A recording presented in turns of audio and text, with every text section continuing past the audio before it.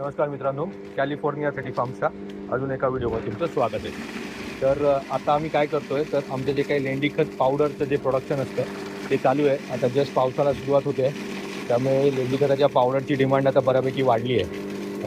आज ऑलरेडी आमच्याकडनं अख्खं लेंडी खत जे लोक घेऊन जातात, म्हणजे आंबा बागवाले, नारळ, पोफळी आणि काजू बागवाले, ते लोक ऑलरेडी अख्खं लेंडी खत नेतातच आहेत. पण ही जी आता पावडरची जी डिमांड राहते ती मेनली करून जी आता नवीन लागवड करतात त्यांना कमी प्रमाणात खत घालायचं असतं.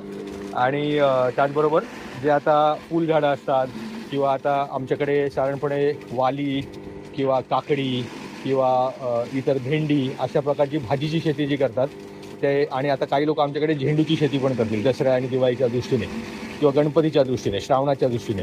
तर त्या सगळ्यांसाठी ही पावडरची डिमांड असते आणि ही आम्ही अशा प्रकारे पावडर बनवतो. जी आपली रेग्युलर लेंडी आहे तीच लेंडी असते, त्याला आम्ही आमचा एक साधी घरघंटी आहे, त्या घरघंटीमध्ये त्याला आम्ही ग्राइंड करतो, म्हणजे त्याचा पावडर करतो. ही अशी पावडर तुम्हाला दिसेल इथे बघा ना, एकदम फाईन पावडर होते.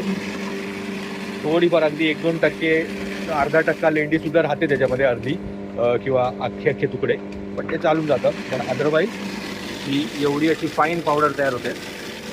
तेव्हा इथे तुम्हाला दिसू शकतं ही फाईन पावडर तयार झालेली आहे एकदम. आणि ह्याचं आम्ही पॅकिंग करतो व्यवस्थितपणे आणि 30-30 किलोच्या पॅकिंगमध्ये आम्ही आमच्या कस्टमर्सना देतो. आता सध्या थोडाफार पाऊसही सुरू आहे इथे बाहेर, पण तुम्ही आकाश बघू शकता.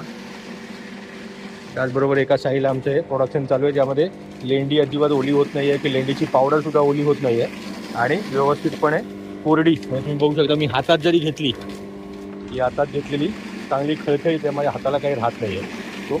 त्यामुळे अगदी व्यवस्थितपणे कोरडी अशी पावडर तयार करून आम्ही आमच्या कस्टमर्सना देतो आणि ते त्यांच्या भाजीपाला किंवा अल्प म्हणजे छोट्या झाडांच्या शेतीमध्ये वापरतात.